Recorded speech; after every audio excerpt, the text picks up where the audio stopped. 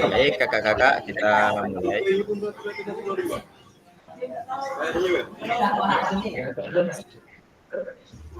Assalamualaikum warahmatullahi wabarakatuh. Waalaikumsalam. Salam olahraga. Ya. Oke, selamat sore kakak-kakak. Salam sehat dan salam sejahtera untuk kita semua. Senang sekali bisa bertemu lagi dengan kakak-kakak pada sore hari ini. Saya ucapkan terima kasih kepada kakak-kakak karena telah sudi meluangkan waktunya untuk mengikuti pertemuan tatap maya yang ketujuh ini. Saya selaku fasilitator bertugas menyiapkan materi, membuka serta menutup pertemuan, memberikan fasilitas diskusi, memberikan bantuan teknis apabila ada kendala, memberikan evaluasi, kemudian yang terakhir mendokumentasikan serta melaporkan kegiatan sekaligus. Jadi pada pertemuan tatap maya ini, saya mengajak kakak-kakak bisa berpartisipasi aktif, yaitu dengan saling kolaborasi bersama peserta untuk menggali ide-ide inovatif demi kemajuan mata pelajaran PJOK khususnya di Kota Singkawang. Semoga kegiatan kita pada sore ini memberikan kelancaran tanpa kendala apapun. Amin ya rabbal alamin. Amin. Baiklah kakak-kakak, selanjutnya saya serahkan kepada Kak Prayogi untuk memimpin doa.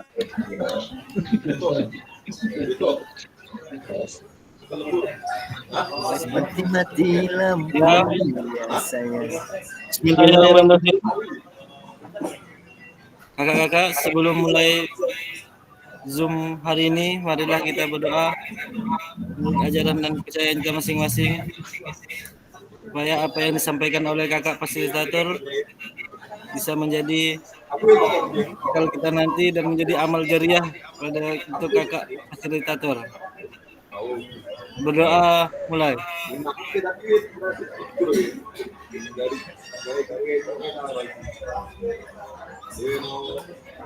Berdoa selesai. Terima kasih. Baik, terima kasih. Ya, baik, terima kasih diucapkan kepada Kak Prayogi karena telah sudi memimpin doa kita pada pertemuan ini.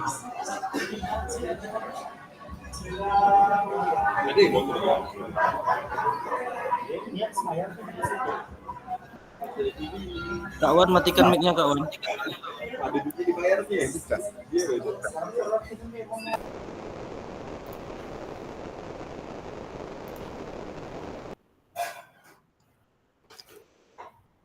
Baik, kakak-kakak.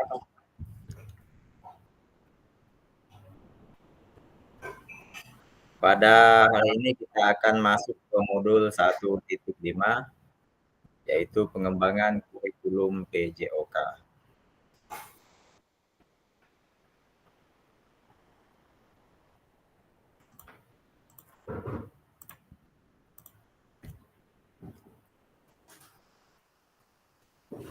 Seperti biasa, kesepakatan kita bersama.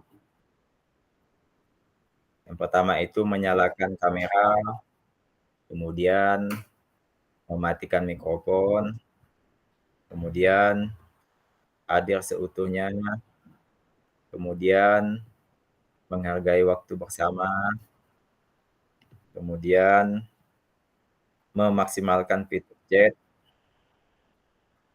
kemudian lagi klik raise hand atau angkat tangan sebelum bertanya, dan yang terakhir, gangguan teknis adalah hal yang wajar.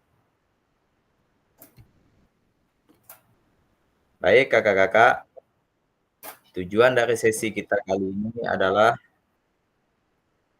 kakak-kakak dapat memahami 3 karakteristik utama kurikulum Merdeka serta keterkaitannya dengan prinsip pemikiran Ki Hajar Dewantara.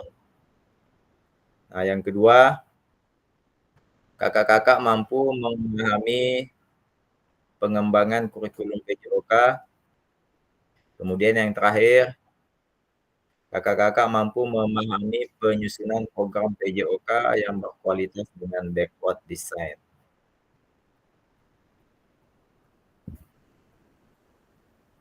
Nah, agenda kita ada 3 tadi sudah saya sebutkan. Yang pertama, backward design.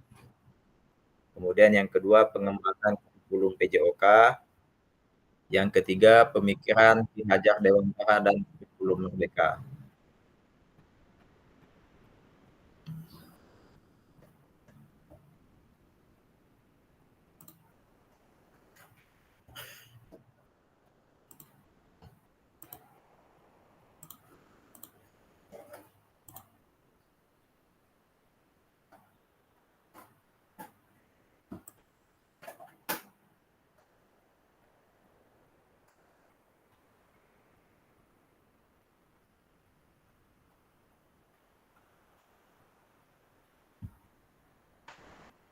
Baik, kakak-kakak, kita masuk ke aktivitas 1, yaitu backward design dalam pengembangan kurikulum PJOK.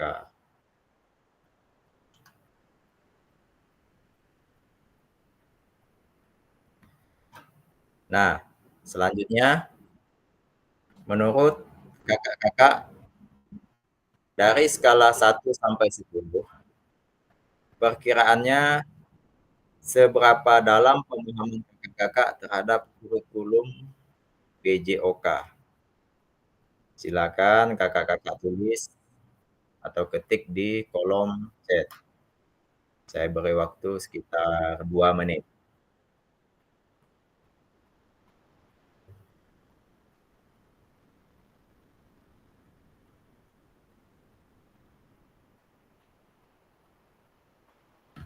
Jika kakak-kakak sudah menuliskan skala 1 sampai 10, kemudian kakak-kakak persiapkan alasan kakak-kakak memilih skala tersebut.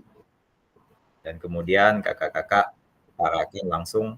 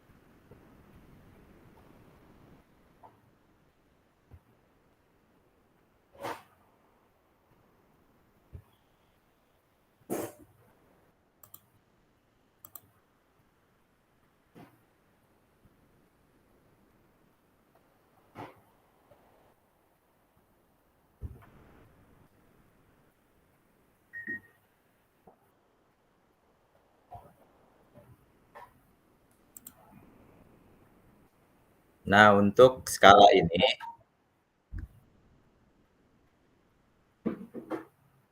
saya berikan gambaran ya, kakak-kakak. Misalnya 1 sampai 3 itu pemahaman dasar kakak-kakak. Mungkin kakak-kakak baru mengenal istilah dan konsep dari kurikulum PJOK. Nah, kemudian jika kakak-kakak memberikan skala 4 sampai 6 itu pemahaman kakak terhadap kurikulum PJOK itu artinya cukup baik. Nah, kemudian jika kakak-kakak memilih skala 7 sampai 8, artinya pemahaman kakak-kakak terhadap kurikulum PJOK itu mendalam.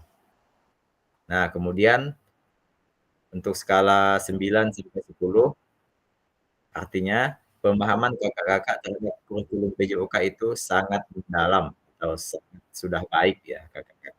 Jadi, kakak-kakak persiapkan alasan kakak-kakak untuk skala yang telah kakak pilih.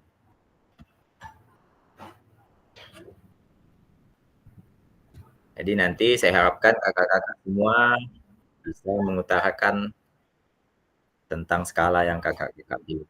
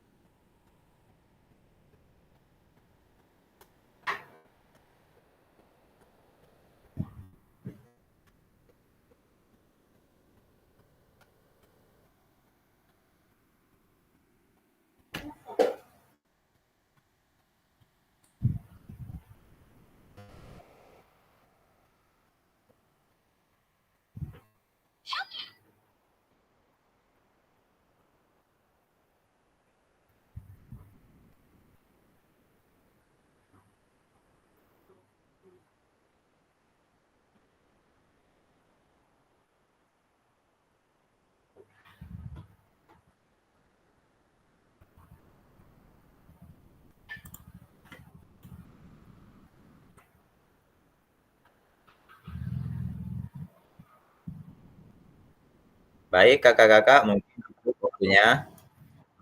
Jadi saya persilahkan yang pertama dulu untuk mengutarakan pilihan skalanya, yaitu Kak Tribagus. Silakan Kak Tribagus. Baik, terima kasih. Terima kasih Kak Ruby atas kesempatannya. Saya memilih skala 8, di mana dari kurikulum Merdeka ini adalah yang sudah baik bagi saya, karena dalam pemahaman di dalam kurikulum Merdeka kita memberikan kesempatan kepada kebebasan kepada peserta didik serta membentuk karakter peserta didik. Hanya kenapa tidak saya memberikan skala yang lebih tinggi dari itu, karena di dalam kurikulum Merdeka, kurikulum PPUK ini, di mana tidak sesuai dengan sarana prasarana yang di sekolah yang ada pada kita. Contohnya kita memberikan pembelajaran, tetapi sarana prasarananya kurang memadai. Mungkin itu Kak Ruby. Terima kasih. Oke, terima kasih Kak Tribagus sudah mengutarakan pilihan dari skalanya. Mari kita berikan aplaus untuk Kak Tribagus. Baik kakak-kakak, selanjutnya saya ingin mendengarkan pemahaman dari Kak Wan Sofian. Silakan Kak Wan Sofian.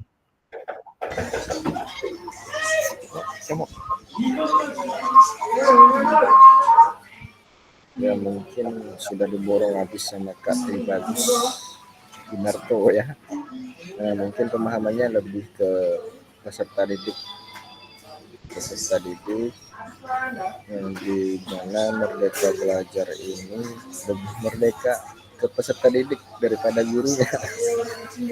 Mungkin itu saja Kak. Jangan garu-garu kepala Kak Tri. Oke, sekian, terima kasih.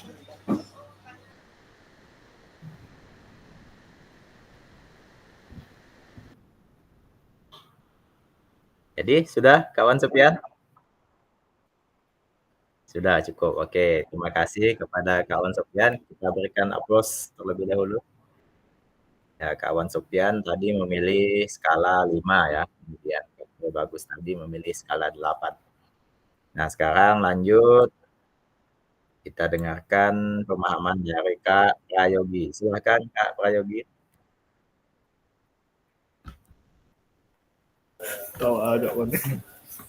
Ya, kalau menurut saya kurikulum yang memberikan fleksibilitas kepada guru untuk menyesuaikan pembelajaran dengan kebutuhan dan minat peserta didik.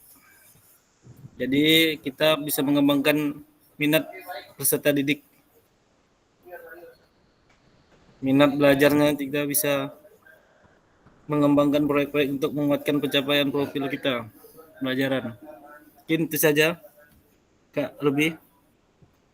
Oke, terima kasih Kak Lubi telah memberikan pemahamannya dengan nilai 7 ya. Artinya pemahaman Kak Prayogi ini sudah cukup mendalam. Oke, kita berikan aplaus.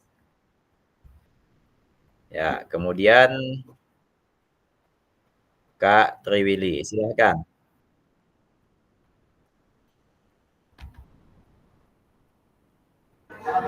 Oke Kak, terima kasih kesempatannya. Kalau dari saya itu pemahamannya itu 8 ya Kak ya. Menurut saya pemahaman dalam tentang kurikulum PJOK ini tentang tujuan kurikulum PJOK sendiri Kak. Habis itu metode pengajarannya dan kemudian penilaian PJOK dari yang K13 berubah ke kurikulum Merdeka itu kalau menurut saya itu lebih mudah ke yang ke kurikulum Merdeka Kak. Jadi pemahamannya mungkin agak mudah bagi saya sendiri Kak. Begitu Kak.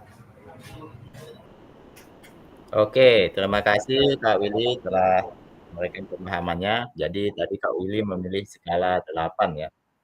Artinya Kak Willy sudah mendalami. Oke, kita berikan aplaus untuk Kak Willy. Nah, selanjutnya Kak Elpri. Silahkan Kak. Oke, terima kasih waktunya, Kak. Kalau saya pemahaman ini saya memilih 7. Kenapa 7? Karena masalahnya di dalam kurikulum Merdeka ini kan guru PJOK tetap dilibatkan dalam kegiatan proyek P5. Nah, di sini kan guru PJOK berarti kita harus sambil belajar juga dengan pelajaran-pelajaran lainnya seperti misalkan kita mengambil materi tema P5-nya tentang bangunlah jiwa dan raga atau misalkan nanti itu kalau jiwa raga itu berkaitan bisa tentang bullying. Kita harus belajar juga tentang bullying. Kemudian apalagi satunya yang berhubungan dengan untuk OSIS itu berhubungan dengan pelajaran PKN. Jadi kita harus belajar kurang lebih seperti itu. Kemudian yang tentang daerah itu apa namanya lupa saya temanya itu. Nah itu kita harus belajar juga. Jadi selain ngajar PJOK, kita harus mengajar proyek di mana yang bukan basic kita di bidang PJOK, tapi kita harus dituntut untuk belajar seperti itu, Kak. Mungkin itu. Terima kasih. Oke, terima kasih Kak Elpri sudah memberikan pemahamannya. Mari kita berikan aplaus. Oke, baik. Tadi Kak Elpri sudah memberikan pemahamannya dengan skala 7 ya. Artinya Kak Elpri itu sudah cukup mendalami ya tentang pemahaman kurikulum PJOK. Baik, selanjutnya apa tujuan dari adanya pelajaran PJOK di sekolah? Nah, ini kakak-kakak lanjutkan lagi menulis di kolom chat.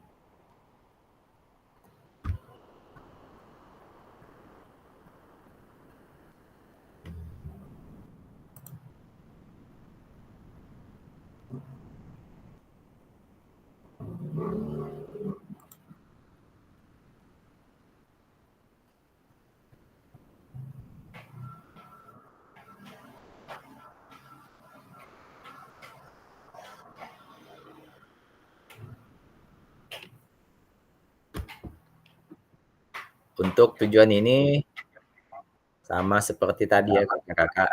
Jika sudah kakak tuliskan nanti silakan kakak utarakan langsung. Saya beri waktu sekitar 3 menit.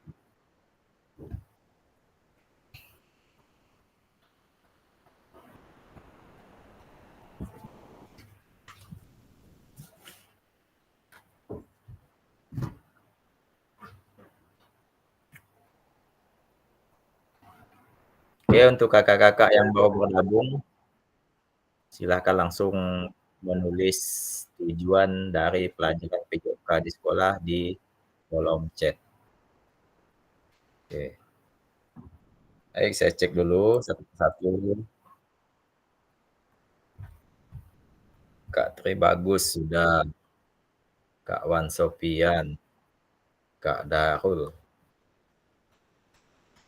Oke, Kak Willy belum. Kak Prayogi belum. Kak Elpri belum.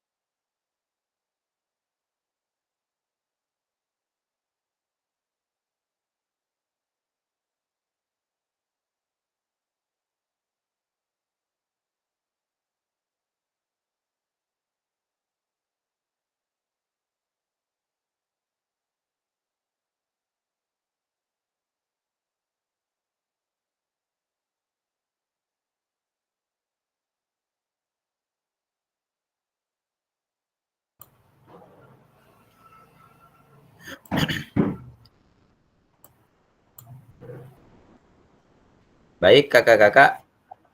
Mungkin cukup waktunya. Silakan yang pertama, Kak. Bagus.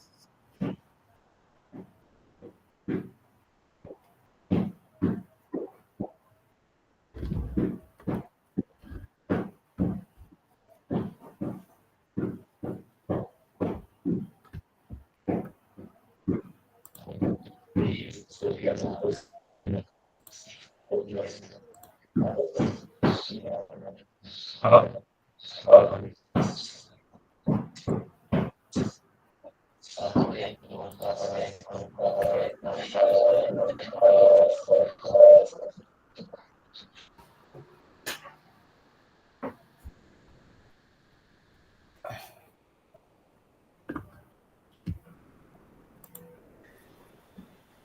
Kak Tri bagus tuh dekat sama Kak Prayogi, bit feedback jadinya. Ya, baik, Kak. Ya, baik, Kak. Ya, silakan Kak Bagus. Ya, baik, Kak. Jadi tujuan dari adanya pelajaran PJOK di sekolah sangat banyak, Kak. Tapi yang terutama yang saya cermati adalah yaitu membangun kebiasaan sehat, Kak. Jadi mengajarkan siswa tentang pentingnya aktivitas fisik untuk kesehatan, bukan hanya aktivitas fisik juga, Kak, tapi juga kesehatan tubuh, bagaimana cara mencuci tangan, bagaimana cara mencuci. Mungkin itu tujuan utama dari pelajaran PJOK di sekolah dasar, Kak. Terima kasih. Oke, terima kasih Kak Bagus.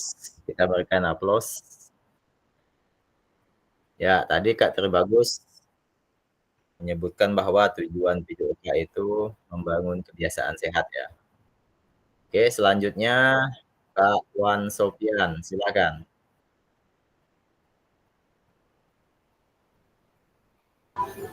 Ya, baik, terima kasih pada fasilitator.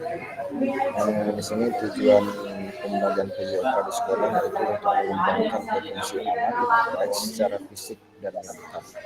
Apabila fisik anak tersebut tidak baik, otomatis untuk pelajaran yang lainnya jadi terganggu. Mungkin itu saja Kak. Baik, terima kasih. Assalamualaikum.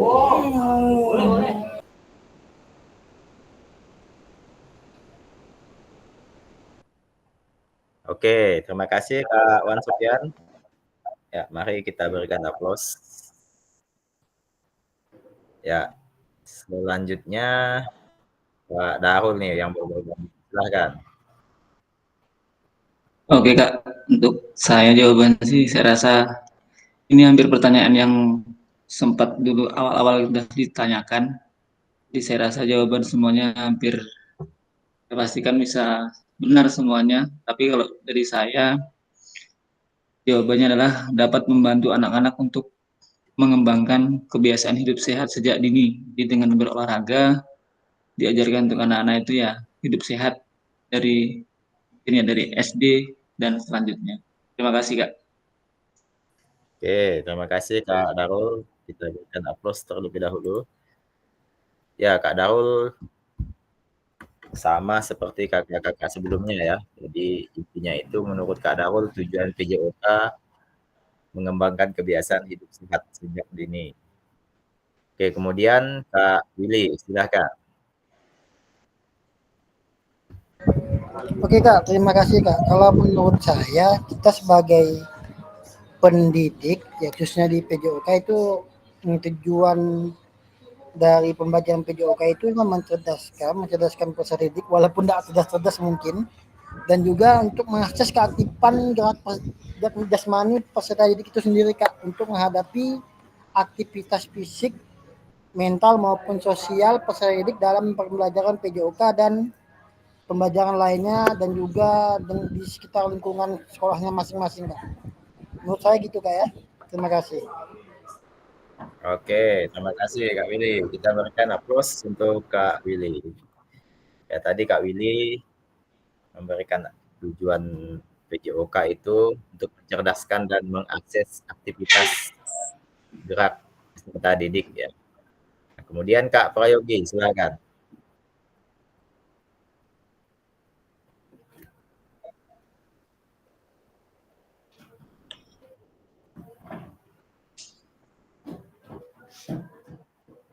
Oke, kita langkah saja langsung ke Kak Elfri. Silakan Kak Elfri.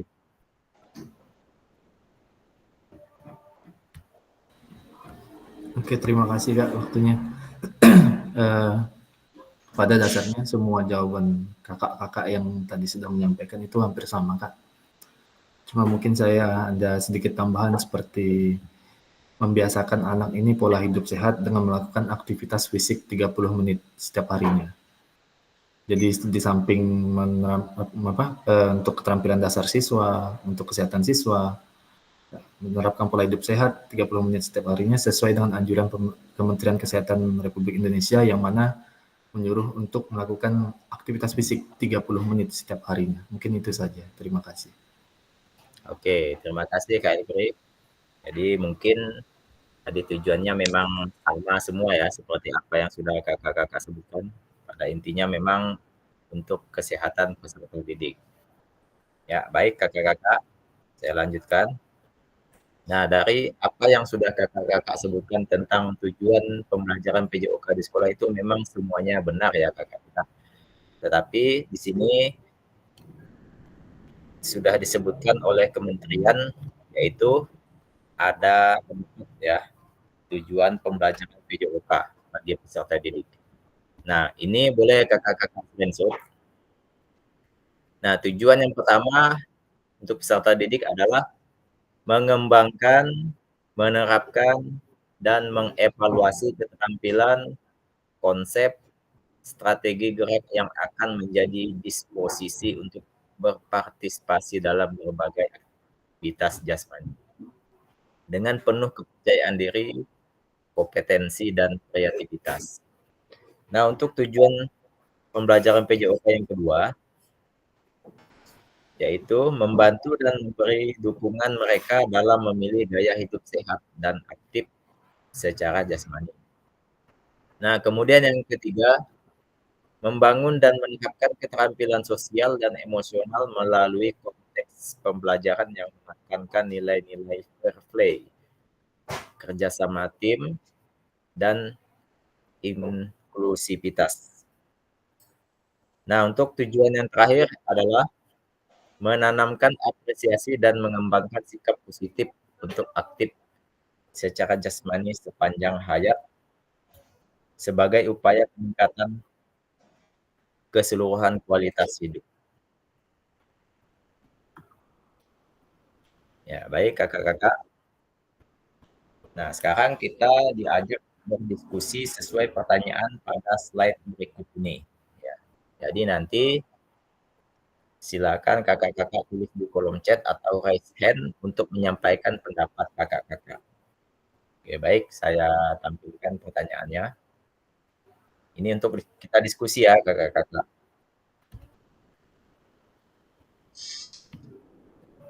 Terlepas dari kurikulum apapun, apakah selama ini kakak-kakak sudah memahami dengan baik tujuan mata pelajaran dan menjadikannya sebagai acuan? Nah, ini bagaimana nih, kakak-kakak? Boleh kita diskusi bersama terkait dengan pertanyaan ini. Silakan. Boleh kakak-kakak tulis di kolom chat. Jika kakak-kakak malas mengetik, boleh langsung mengangkat tangan. Silakan.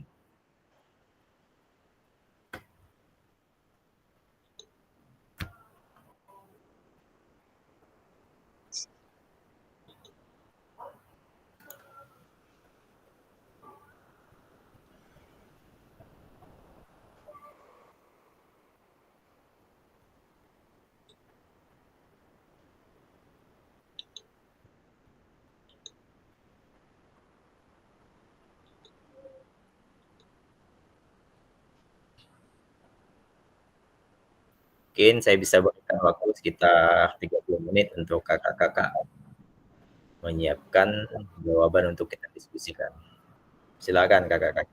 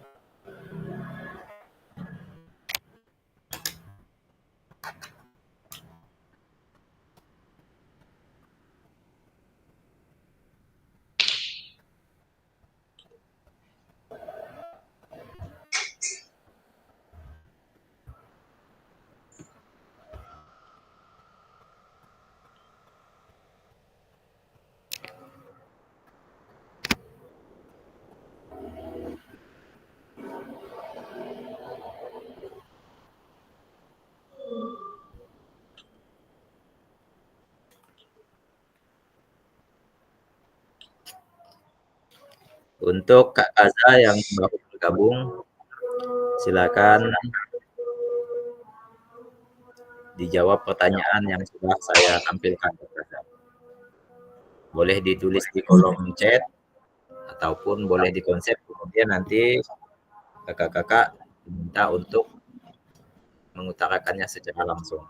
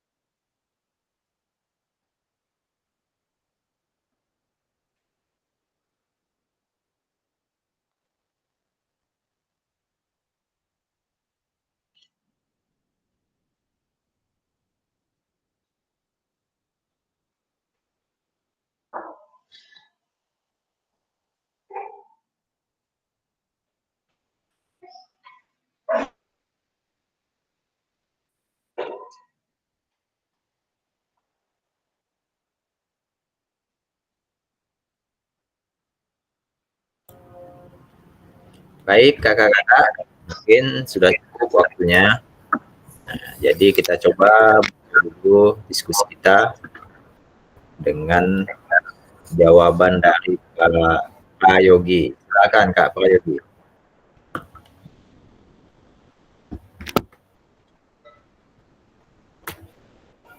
Ya, terima kasih Kak. Ya. Jadi terlepas dari kurikulum apapun, apakah selama ini Bapak dan Ibu sudah memahami dengan baik tujuan mata pelajaran dan menjadikan sebagai acuan? Ya, menurut saya sih sudah. Desain untuk mendorong partisipasi dan mengaspirasi peserta didik untuk aktif dan menikmati setiap aktivitas fisik selama pembelajaran PJOK berlangsung. Ya, mungkin itu aja, Kak. Oke, Makasih. terima kasih kepada Kak Prayogi yang telah mengutarakan pendapatnya. Baik, kita berikan aplaus terlebih dahulu. Ya, jadi tadi Kak Prayogi menyebutkan bahwa sudah menjadikan ajuan, kemudian Kak Prayogi menyebutkan alasannya itu mendorong aktif partisipasi dan menginspirasi peserta didik untuk aktif. Ya, ini bagaimana menurut kakak-kakak semua nih?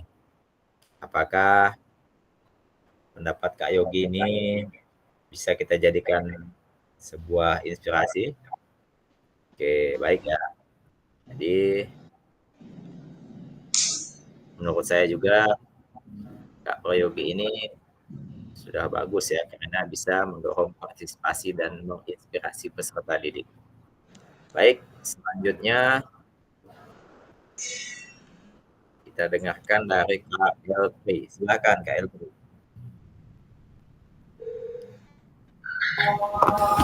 Oke, terima kasih waktunya, Kak. Mengenai pertanyaannya, apakah sudah memahami dengan baik tujuan mata pelajaran dan menjadikan sebagai acuan? Jawaban saya, iya sudah. Kenapa sudah? Karena kalau tidak memahami, jadi tujuan pembelajaran kita dalam melakukan praktek pembelajaran jadi tidak simpang siur, tidak tercapai. Misal pembelajaran kita, tujuan pembelajarannya hanya variasi gerak sepak bola seperti menendang. Tapi kita ujung-ujungnya malah mempraktekkan yang mengontrol. Jadi kan tidak sinkron. Jadi kalau selama ini sudah memahami, jadi tujuan pembelajarannya disuruh mempraktekkan dengan menendang sepak bola, jadi mereka menendang sepak bola, bukan seperti menanduk. Itu saja, Kak. Terima kasih. Oke, baik. Kita berikan aplaus untuk Kak Elfri. Ya, jadi tadi Kak Elfri sudah menjadikan sebagai acuan ya. Jadi memang harus kita jadikan. Kalau tidak, memang dia nanti tidak akan menyambung ya kakak-kakak.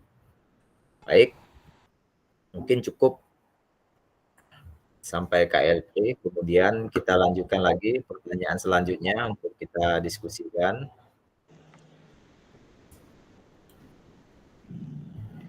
Dalam konteks kurikulum merdeka, apakah tujuan-tujuan ini bisa dicapai? Oke, silahkan kakak-kakak jawab di kolom chat. Dan nanti gantian yang belum berbicara silakan nanti berbicara ya. Sudah tadi kan Kak Elfri dan Kak Prayogi. Jadi nanti gantian kakak-kakak yang lain. Silakan kakak-kakak, saya beri waktu sekitar 3 menit.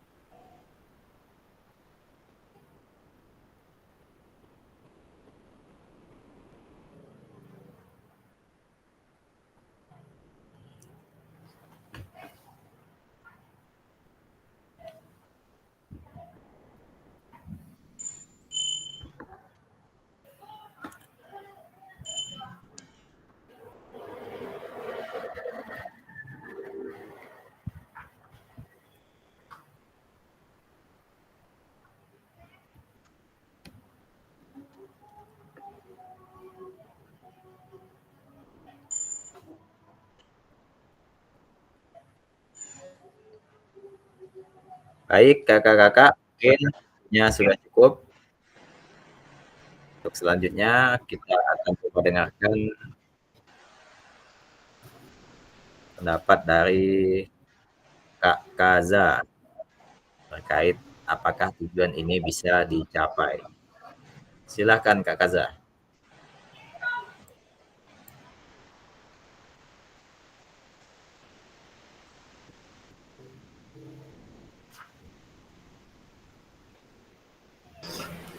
Oke, terima kasih atas kesempatannya. Dalam konteks kurikulum merdeka, apakah tujuan-tujuan ini bisa tercapai? Ya, pencapaian tujuan ini dalam konteks kurikulum merdeka bisa tercapai karena kurikulum ini dirancang untuk memberikan fleksibilitas dan kebebasan dalam proses pembelajaran PJOK. Ya, terima kasih. Oke, baik. Kita berikan aplaus untuk Kak. Ya, jadi tadi menurut Kak Kaza, memang tujuan ini sudah bisa dicapai karena memang kurikulum merdeka menurut Kak Kaza tadi memberikan fleksibilitas ya. Fleksibilitas itu artinya memberikan kemudahan kepada kita di dalam mengelola kurikulum merdeka. Baik, mungkin satu lagi, silakan Pak Tri Bagus. Baik, terima kasih. Jadi menurut saya konteks kurikulum merdeka ini bisa dicapai, Kak. Karena di mana tujuan pembelajaran bisa tercapai jika direncanakan dengan baik dan diimplementasikan secara konsisten, yaitu faktor-faktor seperti metode pengajaran yang efektif, motivasi siswa, serta dukungan lingkungan belajar yang sangat berpengaruh.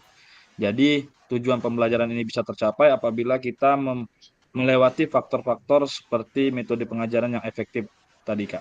Terima kasih. Oke, terima kasih Kak. Saya berikan aplaus untuk Kak Tri Bagus. Ya, jadi tadi Kak Tri Bagus menurutnya sudah bisa dicapai ya. Oke, baik. Dari jawaban kakak-kakak tadi memang pada intinya untuk kurikulum merdeka ini sudah bisa dicapai. Nah, ini argumennya memahami tujuan umum penting sebagai acuan untuk memahami muara akhir pembelajaran. Untuk mencapai tujuan umum ini, pemerintah sudah menurunkannya ke dalam CP dan mempersilahkan guru atau satuan pendidikan untuk menurunkannya lagi ke dalam TP. Oke, baik. Selanjutnya, bagaimana memastikan agar pengajaran yang kita lakukan benar-benar menyasar tujuan pembelajaran? Silahkan, kakak berikan pendapatnya terkait pertanyaan ini. Bagaimana kita memastikan agar pengajaran yang kita lakukan benar-benar menyasar tujuan pembelajaran. Nah, hanya seringkali pengajaran langsung fokus pada materi atau aktivitas yang harus dilakukan murid. Silakan kakak-kakak, boleh ditulis di kolom chat atau diutarakan langsung.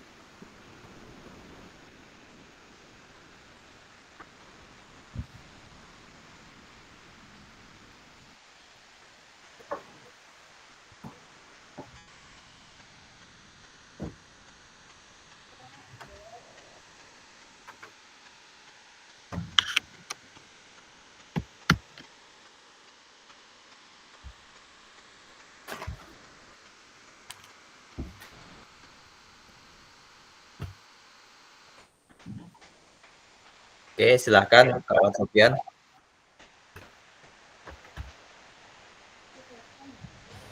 Oke, terima kasih Kak Ruby. Bagaimana memastikan agar pengajaran yang kita lakukan benar-benar menyasar tujuan pembelajaran? Yang pertama, sebelum melakukan pembelajaran kita harus menyiapkan di mana yaitu RPP. Kalau kita berfokus terhadap RPP, insya Allah tujuan pembelajaran akan sesuai dengan tujuan pembelajaran kita. Yang pertama, dalam hal ini setiap kalau saya nih agak bingung juga nih gimana kurikulum merdeka nih, karena kalau hanya untuk mencapai tujuan seperti pembelajaran dengan baik, memahami tujuan pembelajaran sangat penting, itu saya rasa kurikulum yang lain pun pasti tujuannya sama kayak ke situ juga. Jadi ya masih kenapa saya tadi kasih nilai 5 tuh, itulah masih bingung juga kan. Mungkin itu saja Kak Ruby. Terima kasih. Oke, baik. Kita berikan aplaus untuk kawan Sofian. Ya, jadi tadi menurut kawan Sofian, cara kita memastikan supaya menyasar tujuan pembelajaran yaitu yang pertama menentukan tujuan pembelajarannya ya, kawan Sofian ya. Oke, nah saya sependapat juga dengan kawan Sofian ya. Memang salah satu yang pertama itu kita memang harus menentukan tujuan pembelajaran. Tujuan pembelajaran dalam artian yang jelas ya ketika arahnya. Oke, baik kakak-kakak. Mungkin ada yang lain, silakan.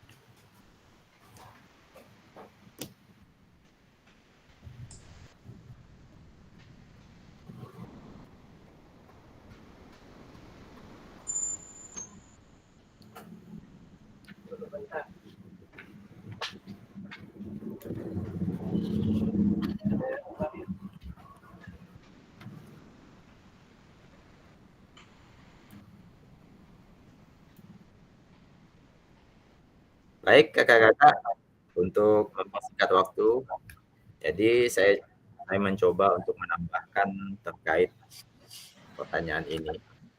Ya. Tadi yang pertama memang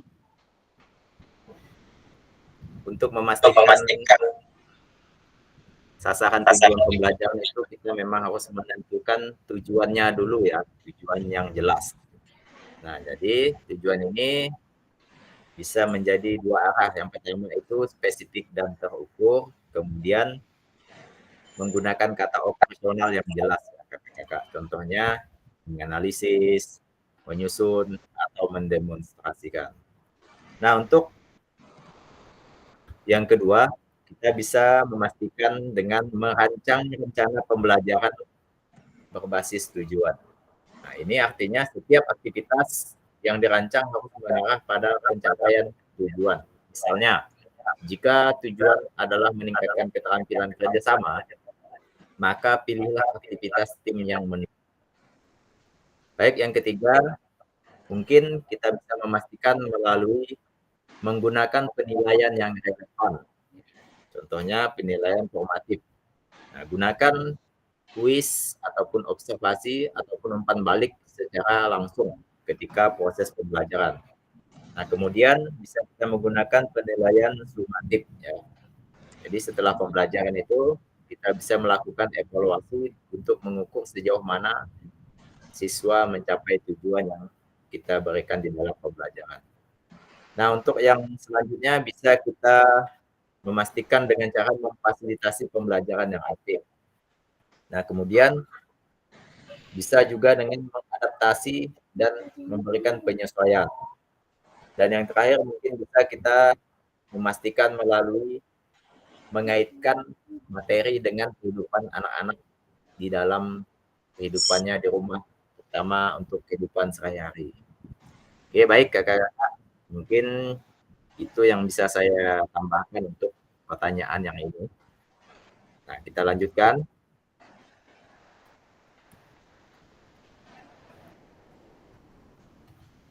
Proses backward design dalam pengembangan kurikulum secara umum melalui 3 tahapan.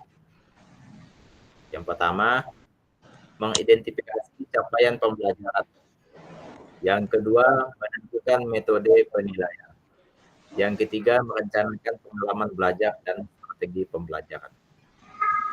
Nah, yang pertama ini mengidentifikasikan capaian pembelajaran. Jadi, kakak-kakak boleh menentukan kompetensi apa yang kakak-kakak inginkan untuk bisa dicapai oleh siswa pada akhir proses pembelajaran. Nah, kemudian yang kedua, menentukan metode penilaian. Nah, silakan jadi nanti kakak-kakak boleh memberikan penilaian berbentuk penilaian praktis seperti mengobservasi siswa. Nah, kemudian bisa berbentuk penilaian tertulis, yaitu dengan cara menguji pengetahuan siswa tentang konsep, contohnya kesehatan ataupun gizi. Nah, kemudian yang ketiga, boleh kakak-kakak memberikan penilaian portofolio itu dengan mengumpulkan bukti-bukti kemajuan siswa selama pembelajaran. Nah, lanjut yang ketiga, merencanakan pengalaman belajar dan strategi pembelajaran. Ya. Nah, silahkan kakak-kakak kembangkan aktivitas yang mendukung pencapaian tujuan belajar dan strategi pembelajaran kakak-kakak. Ya. Bisa menggunakan variasi yang berbeda. Ya. Nah, untuk contoh penerapan backward design di dalam PJOK, mungkin saya bisa berikan contoh seperti ketika praktik, siswa itu menunjukkan teknik dribbling atau shooting ya di dalam permainan sepak bola. Nah, kemudian bisa juga kita berikan kuis, yaitu siswa menjawab pertanyaan mengenai aturan dasar permainan bola basket. Ya. Oke, baik kakak-kakak. Sampai di sini, mungkin ada kakak-kakak yang ingin menambahkan terkait 3 desain untuk mengembangkan secara umum ini. Silakan kakak-kakak. Kita masih diskusi ya kakak-kakak.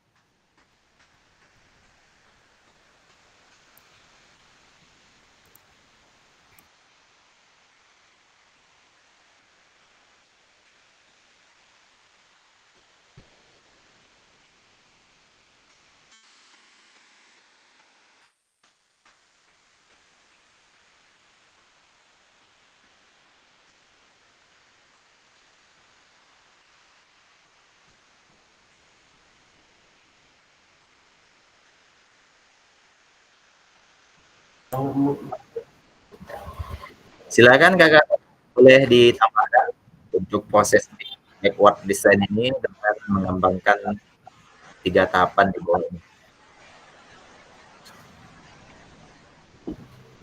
Silakan kakak-kakak. Ya mungkin Kak Dahul ingin menambahkan terkait 3 tahapan ini. Mungkin enggak di sini hujan deras jadi hanya bisa monitor saja di layar. Oke, tidak masalah ya kakak-kakak. Itu memang kendala teknis ataupun memang kendala dari alam. Oke, baik kakak-kakak. Jika memang tidak ada yang ingin menambahkan, jadi saya lanjutkan. Nah, pesan kunci di dalam modul 1.5 ini terkait dengan pengembangan kurikulum. Backward design merupakan proses sistematis yang memastikan kesesuaian kurikulum dengan capaian pembelajaran yang diinginkan. Backward design juga pada akhirnya membantu guru menyelaraskan antara tujuan, langkah pembelajaran, dan penilaian.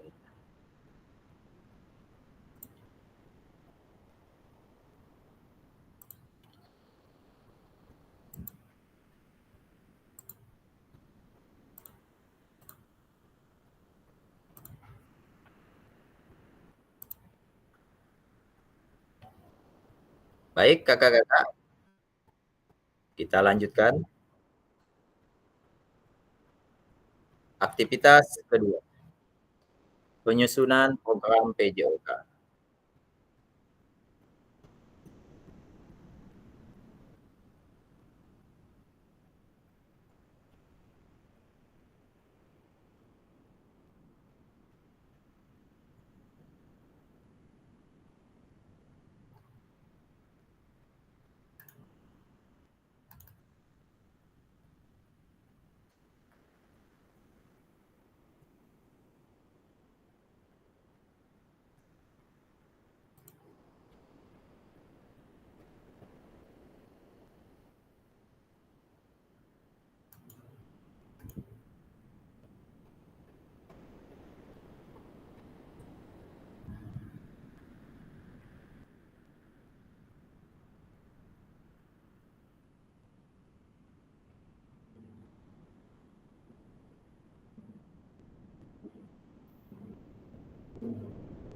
Kurikulum berbasis standar, manakah yang benar-benar definisi di bawah ini? Maksudnya pilihan manakah yang betul maksudnya ya kakak-kakak. Nah, yang pertama, kurikulum merupakan seperangkat aktivitas untuk menguasai keterampilan.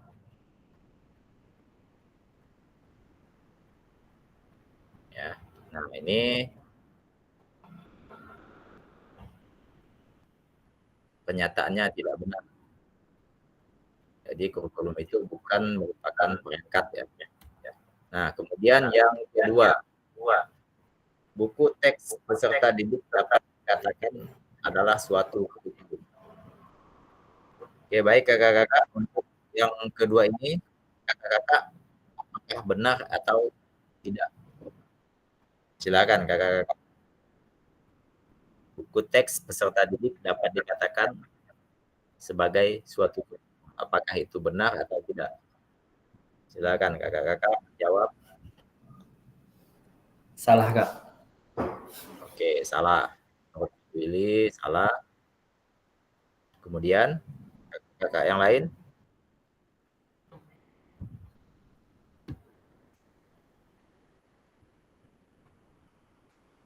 Kak Elpri salah. Oke, Kak Terbagus salah. Ya, baik. Ya, betul ya. Jadi menurut kakak-kakak itu tadi, buku teks peserta didik dapat dikatakan suatu kurikulum itu tidak benar. Nah, yang ketiga, kurikulum adalah suatu standar untuk mengetahui apa yang peserta didik harus pelajari meliputi keterampilan, pengetahuan, dan sikap. Nah, apakah pernyataan ini benar atau salah kakak-kakak? Silahkan dijawab. Ya, Kak Triwili menjawab benar.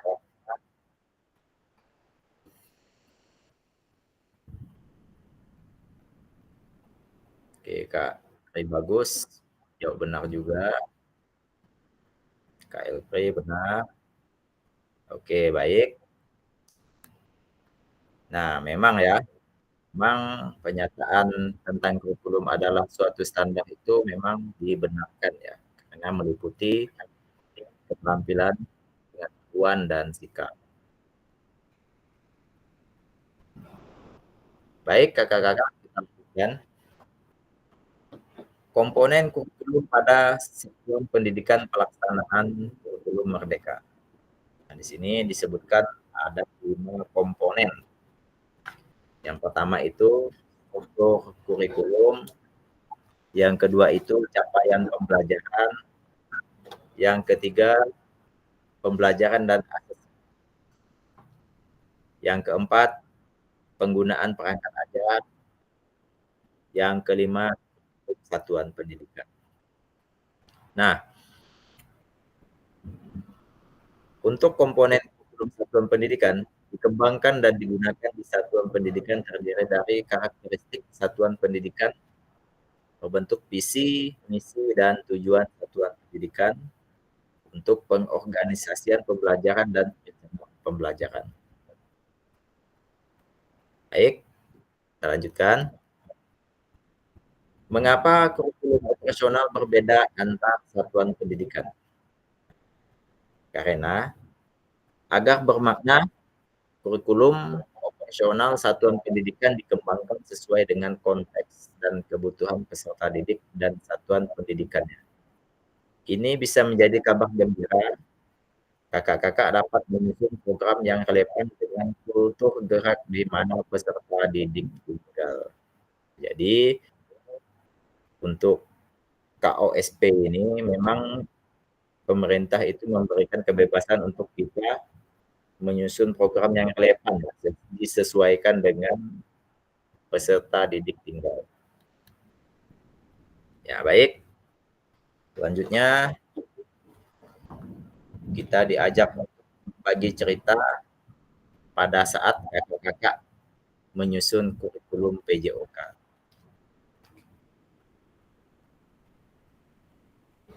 Nah, yang pertama, bagaimana kakak-kakak selama ini merancang program PJOK sebagai bagian dari pengembangan kurikulum mata pelajaran PJOK? Oke, silakan kakak-kakak tulis ataupun utarakan langsung. Saya beri waktu sekitar 3 menit untuk mempersiapkan jawaban, nanti akan kita ceritakan bersama. Silahkan kakak-kakak.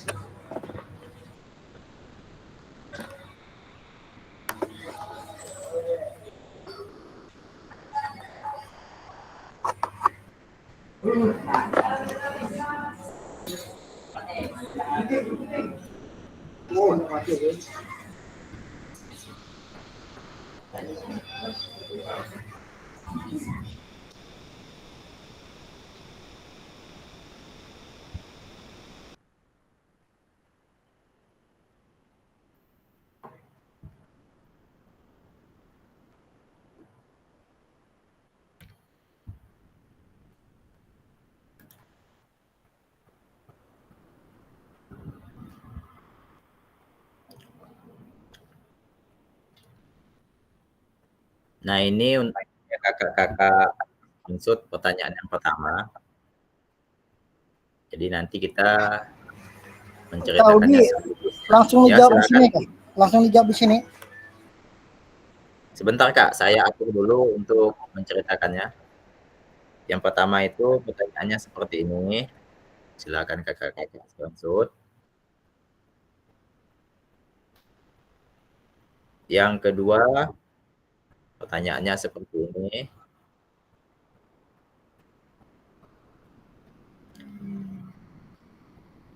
Kemudian yang ketiga pertanyaannya seperti ini.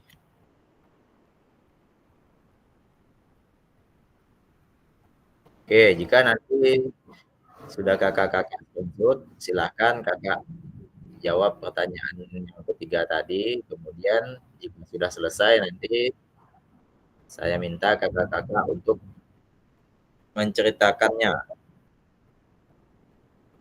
Dan harapan saya kakak-kakak semuanya bisa bercerita dengan 3 pertanyaan yang sudah kakak-kakak sekarang. Oke, saya beri waktu sekitar 5 menit untuk menyiapkan. Coba ulang, Kak, pertanyaan 1, 2. Oke, ini pertanyaan pertama.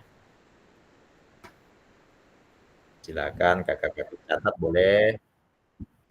Dan kakak cari jawabannya, kakak persiapkan. Kemudian lanjut yang kedua.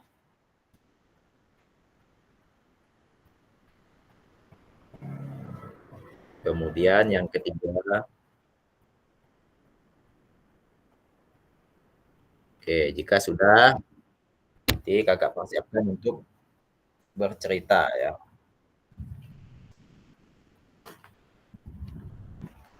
Kak Ruby ulang yang kedua, Kak. Oke, siap, Kak.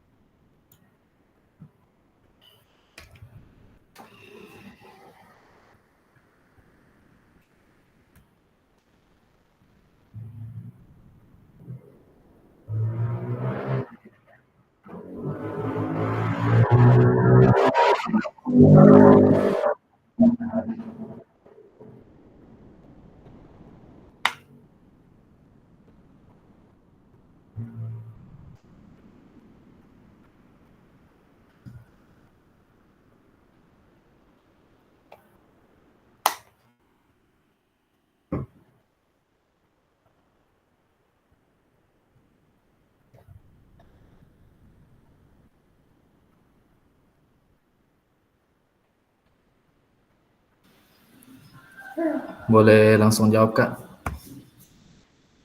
Oke, silakan Kak Elfri. Boleh ke pertanyaan pertama tadi, Kak? Bercerita ya, pertanyaan pertama ya kalau salah saya. Ya. Baik, silakan Kak. Oke, merancang program PJOK sebagai bagian dari pengembangan kurikulum. Pertama, kami guru SMP ini sering melakukan pertemuan khususnya di MGMP. Jadi kita berkolaborasi untuk merancang kurikulum khususnya mata pelajaran PJOK melalui misalkan pertama yang kita ambil itu capaian pembelajarannya dulu. Khusus untuk SMP itu kan masuknya ke fase D. Kemudian lari ke tujuan pembelajaran dan sampailah ujung-ujungnya ke perangkat pembelajaran. Kemudian sebelumnya itu kami sudah memetakan paling tidak materi esensial yang harus disampaikan di semester ganjil dan semester genap. Jadi tidak ada materi yang sama di semester yang berbeda. Itu yang untuk yang pertama. Kemudian untuk yang kedua itu tentang sesuatu yang bernilai, kayak untuk sesuatu yang bernilai itu kalau menurut saya yang sangat bernilai dalam pembelajaran PJOK itu keaktifan siswa. Jadi sebelum merancang ini kita harus memikirkan juga bagaimana nanti keaktifan siswa dalam pembelajaran PJOK nantinya, dan juga tetap menerapkan tingkat keamanan. Khususnya misalkan pada materi atletik, nanti itu kan dirancang sedemikian rupa agar keamanan siswa tetap terjaga. Atletik bisa saja seperti lempar lembing, tolak peluru. Kemudian untuk yang pertanyaan ketiga itu, apa tuh Kak pertanyaan ketiga Kak? Mohon maaf Kak, lupa saya. Bagaimana Bapak Ibu akan mengintegrasikan? Nah, mengintegrasikannya itu dia tadi.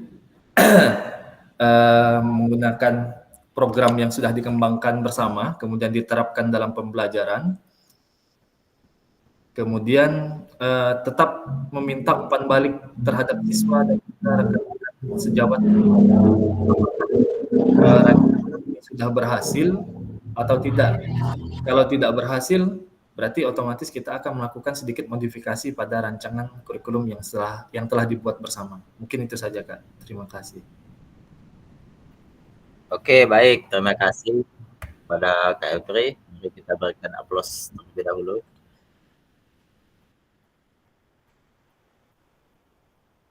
Ya, baik kakak-kakak. Kak Elfri sudah menceritakan bagaimana menyusun kurikulum di sekolahnya. Kemudian silakan kakak-kakak yang lain, boleh?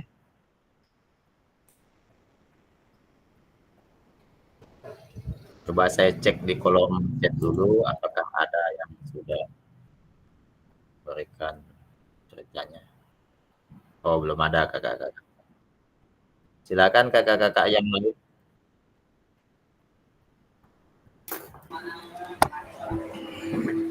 Jawab di sini ya Kak ya?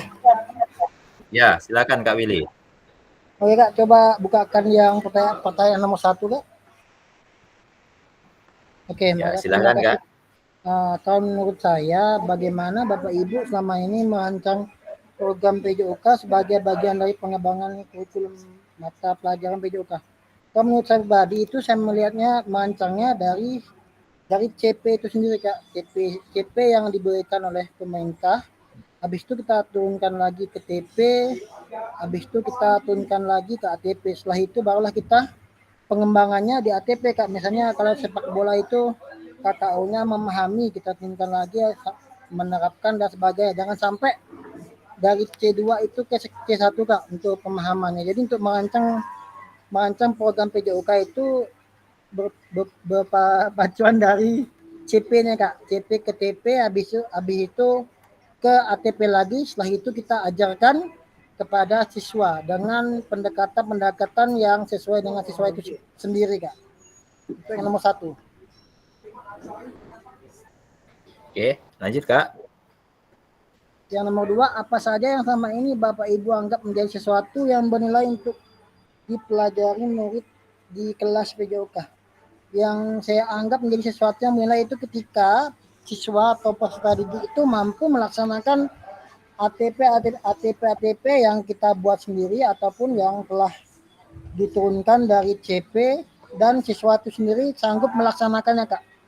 Melaksanakannya, menerapkan dan memahaminya Kak. Itu yang sangat bernilai bagi saya sendiri Kak. Oke, baik. Kak Willy lanjut. Oke, yang ketiga, bagaimana Bapak Ibu akan mengintegrasikan itu semua dalam proses pengembangan kurikulum mata pelajaran yang sekarang berlaku? Dengan cara mengikuti alur yang telah kita buat tadi, mengikuti dengan dari CP, kita turunkan ke TP, habis itu lanjut ke ATP, dan kita akan mengintegrasikan semua itu ke dalam proses pembelajaran itu sendiri, sehingga mengembangkan kurikulum mata pelajaran PJOK yang berlaku saat ini dengan efektif dan relevan. Menurut saya begitu Kak. Oke, baik. Terima kasih Kak Willy. Kita berikan aplaus terlebih dahulu untuk Kak Willy. Oke, baik. Kakak-kakak, mungkin cukup 2 orang saja yang dalam penyusunan kurikulum Merdeka pada pelajaran PJOK. Baik, saya coba menambahkan untuk ketiga pertanyaan ini. Ya, baik. Nah, di dalam merancang program PJOK, jadi bisa juga kita yang pertama itu menganalisis kebutuhan ya. Pertama, kita identifikasi karakteristik peserta didik. Kemudian yang kedua, tentukan tujuannya. Tujuan apa yang akan kita analisis sesuai kebutuhan peserta didik. Nah, untuk yang kedua, bisa menggunakan capaian pembelajaran. Tujuan capaian pembelajaran itu terdapat rumus dan standarnya. Kemudian yang ketiga, pengembangan kurikulum. Nah, untuk yang keempat itu metode pembelajaran. Yang kelima, bisa kita menggunakan perangkat ajar. Yang keenam, menggunakan asesmen dan evaluasi. Kemudian bisa juga dengan mengikuti pelatihan guru. Lanjut yang kedelapan, evaluasi dan revisi. Ya. Nah, jadi dengan mengikuti langkah-langkah tadi, jadi program yang kita susun itu secara sistematis dan berfokus pada pengembangan keterampilan fisik, pengetahuan, sikap positif ya untuk peserta didik. Baik kakak-kakak, saya lanjutkan. 6 faktor yang mempengaruhi pengembangan program PJOK. Nah, yang pertama, kebutuhan dan karakteristik peserta didik.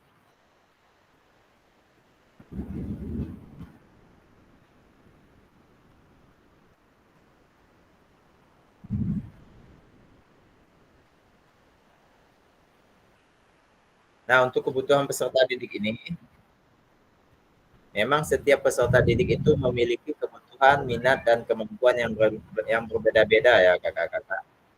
Jadi mengidentifikasi karakteristik ini memang sangat penting untuk merancang program yang sesuai. Baik, untuk yang kedua, konteks masyarakat. Nah, konteks sosial, konteks budaya, dan ekonomi di sekitar sekolah sangat mempengaruhi jenis kegiatan yang dapat dilakukan dalam program PJOK. Contohnya, di daerah yang kaya akan budaya lokal, kemudian program PJOK dapat mencakup olahraga tradisional seperti sepak takraw ataupun karapan sapi ataupun yang lain-lainnya ya kakak-kakak. Tentunya itu bisa kita kaitkan dengan permainan tradisional. Nah, yang ketiga yaitu faktor waktu. Nah, untuk ketersediaan waktu di dalam pelaksanaan program PJOK sangat berpengaruh pada kegiatan yang dapat dilakukan. Waktu yang tersedia akan menentukan frekuensi dan durasi sesi pembelajaran yang kita laksanakan. Contohnya, jika waktu pembelajaran terbatas, program bisa fokus pada kegiatan inti yang memberikan manfaat maksimal, seperti latihan keterampilan dasar dalam 1 atau 2 cabang olahraga utama daripada mencakup banyak cabang. Nah, kemudian yang keempat, alokasi jam pelajaran. Jumlah jam pelajaran yang dialokasikan untuk PJOK akan mempengaruhi seberapa dalam materi yang dapat diajarkan dan jenis aktivitas yang bisa dilakukan. Contohnya, jika PJOK memiliki alokasi waktu 2 jam per minggu, maka program bisa merancang 1 jam untuk teori, misalnya pentingnya kebugaran, dan 1 jam lagi untuk praktik, yaitu latihan fisik. Kemudian yang kelima, cakupan dan tahapan. Nah, cakupan materi mencakup apa saja yang akan kita ajarkan. Sedangkan tahapan mengacu pada urutan pelajaran yang harus diikuti untuk mencapai tujuan pembelajaran. Nah, contohnya program PJOK bisa dibagi menjadi tahapan, mulai dari pengenalan konsep kesehatan, pengembangan keterampilan dasar, hingga kompetensi. Misalnya semester fokus pada kebugaran dan keterampilan dasar. Sementara semester kedua berfokus pada strategi permainan dan partisipasi dalam kompetisi. Nah, yang terakhir adalah faktor teknologi. Penggunaan teknologi dapat meningkatkan kualitas pembelajaran dalam PJOK, baik dalam penyampaian materi ataupun asesmen ataupun penilaian. Nah, contohnya menggunakan aplikasi kebugaran atau perangkat wearable seperti smartwatch. Nah, ini untuk anak-anak yang kelas menengah ke atas ya. Nah, untuk melacak aktivitas fisik dapat membantu dalam memotivasi mereka dan memberikan data yang dapat digunakan untuk mengevaluasi kemajuan.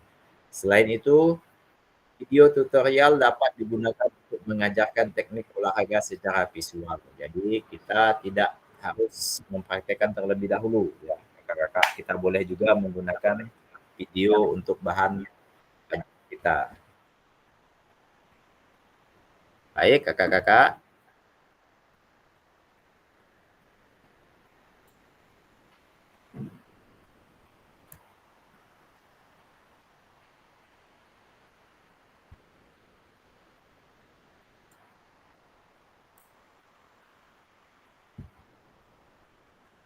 Kita masuk ke aktivitas 3.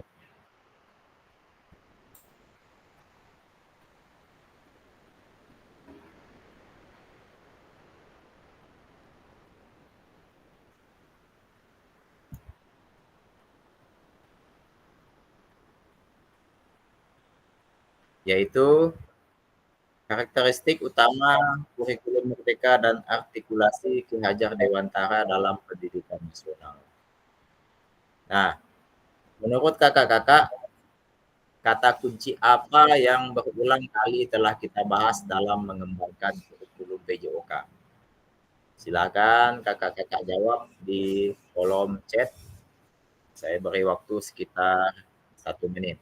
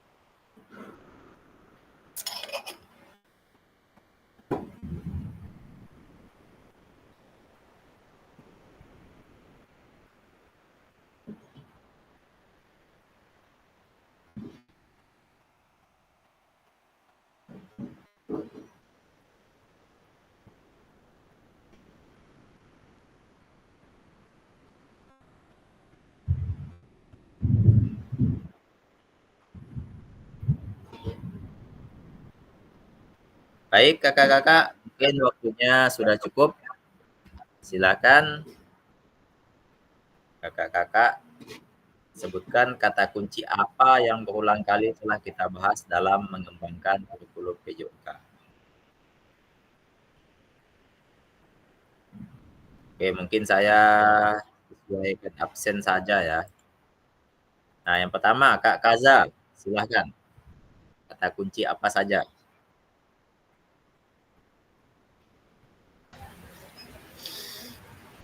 Loh, ya, terima kasih. Menurut Bapak Ibu, kata kunci apa yang berulang kali kita telah bahas dalam mengembangkan kurikulum PJOK? Kata kuncinya yang sering bahas dalam pengembang kurikulum. Kalau menurut saya ini peserta didik, Kak Fasil. Kata kuncinya peserta didik. Audiens. Ya, baik.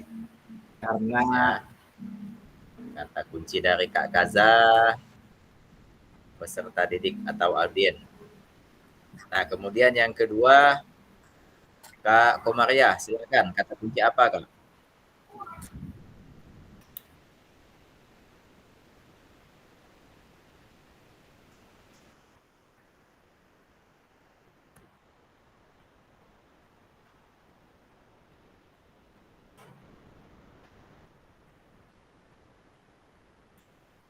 Baik, kita lanjut. Mungkin Kak Komaria sedang ke belakang atau yang lain. Silakan Kak Elpri.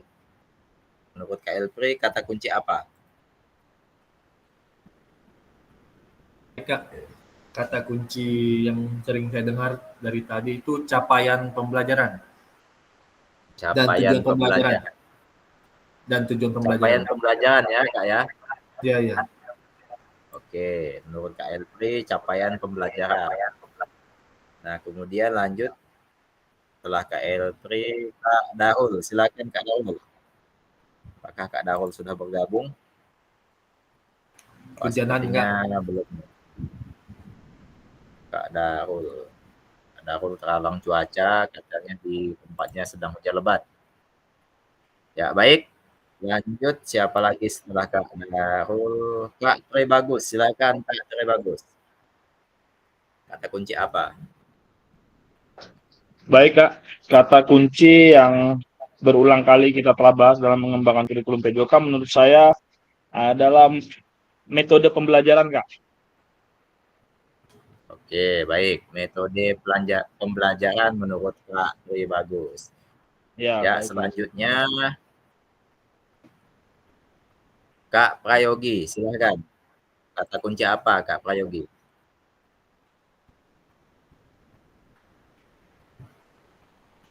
Ya, tes. Tes.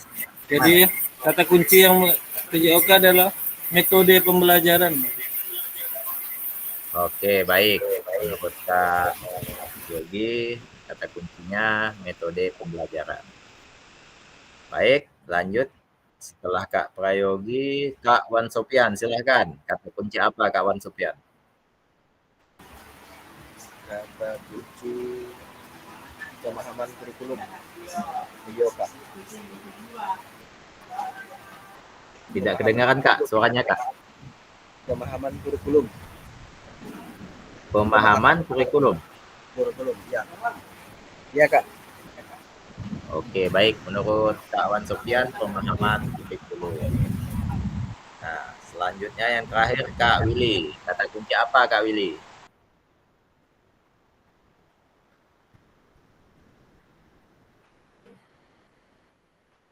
Kalau menurut saya itu pengembangan kurikulum PJOK, Kak. Ya, ulang Kak. Kalau menurut saya itu kata kuncinya pengembangan kurikulum PJOK. Ya, menurut kata Kak Willy, pengembangan kurikulum PJOK. Baik, kakak-kakak. Di sini saya coba memberikan kata kunci yang telah berulang kali kita bahas tadi. Ya. Yang pertama itu mungkin keterampilan ya. Nah, yang kedua pengetahuan, yang ketiga itu sikap, keempat itu kebutuhan, yang kelima itu konteks, yang keenam itu waktu, kemudian yang ketujuh itu asesmen atau penilaian. Nah, kemudian yang kedelapan itu teknologi, kemudian yang kesembilan itu integrasi, nah yang ke-10 itu relevansi, kakak-kakak. Nah, jadi yang tadi kakak-kakak sudah sebutkan itu memang betul ya, memang betul. Cuman saya menambahkan ada 10 kata kunci. Nah, kemudian kita lanjut. Apa yang telah kita bahas merupakan karakteristik kurikulum merdeka, yaitu 1. Fokus pada materi esensial, yaitu muatan yang paling diperlukan untuk mengembangkan kompetensi dan karakter peserta didik. Yang kedua, pengembangan kompetensi dan karakter, yaitu pengembangan kompetensi sosial, emosional, dan moral peserta didik. Nah, untuk yang ketiga, fleksibilitas pembelajaran, yaitu kurikulum dapat disesuaikan dengan kebutuhan pengembangan kompetensi peserta didik, karakteristik satuan pendidikan, dan konteks lingkungan sosial budaya setempat. Baik kakak-kakak, mari kita diskusikan pemikiran Ki Hajar Dewantara secara lebih jauh dan mengaitkannya dengan karakteristik kurikulum merdeka. Jadi, Bapak Ki Hajar Dewantara ini menggarisbawahi bahwa maksud pendidikan adalah menuntun segala kodrat yang ada pada anak-anak agar mereka dapat mencapai keselamatan dan kebahagiaan yang setinggi-tingginya, baik sebagai manusia maupun sebagai anggota masyarakat. Oleh sebab itu, kita sebagai pendidik hanya dapat menuntun tumbuh atau hidupnya kekuatan kodrat yang ada pada anak-anak agar dapat memperbaiki lakunya, ya, bukan dasarnya. Hidup dan tumbuhnya kekuatan kodrat anak.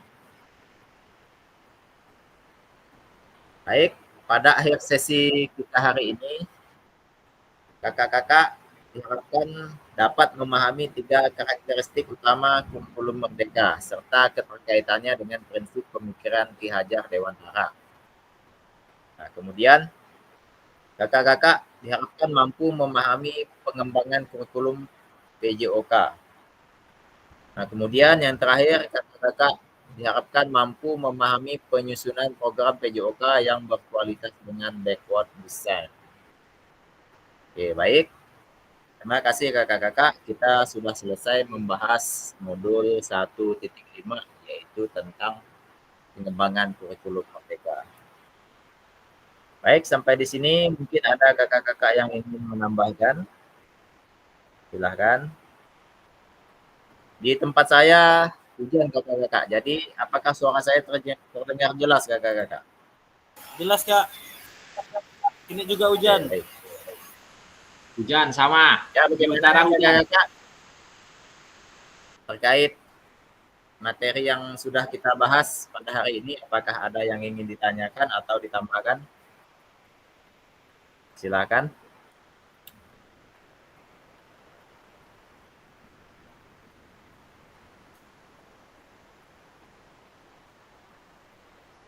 Kalau memang tidak ada, berarti memang sudah cukup ya diskusi kita pada hari ini.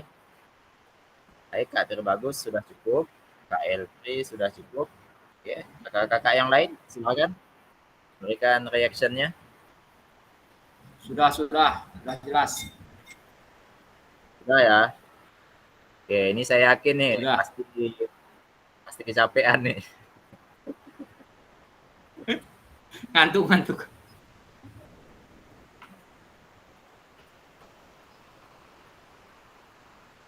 Kak Tole aman, Kak Tole. Oke, baik kakak-kakak. Sebelum kita menutup pertemuan ini, marilah kita berfoto bersama. Baik, dimohon kepada kakak-kakak untuk menghidupkan kameranya. Persiapkan dirinya dengan seganteng maksimal mungkin. Silakan.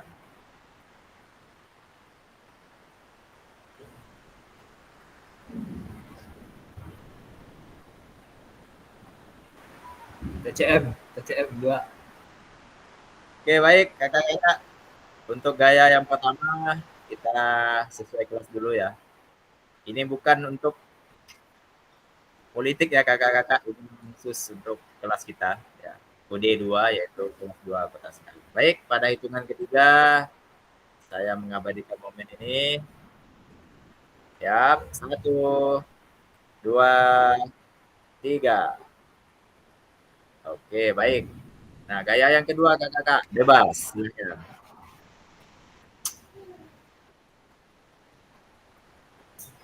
Oke, dalam hitungan ketiga saya ambil momen ini. Siap, 1, 2, 3. Oke, baik. Terima kasih kakak-kakak atas. Oh baik, maaf. Kelewatan. Baik, selanjutnya akan saya serahkan kepada Pak Yogi untuk memimpin doa. Silahkan. Oke, terima kasih kepada kakak fasilitator. Jadi untuk menutup kegiatan hari ini, tatap maya ke-7, marilah kita berdoa menurut ajaran dan kepercayaan kita masing-masing. Semoga apa yang disampaikan oleh fasilitator bisa menjadi ilmu yang bermanfaat dan menjadi amal jariah buat kak fasilitator. Berdoa mulai.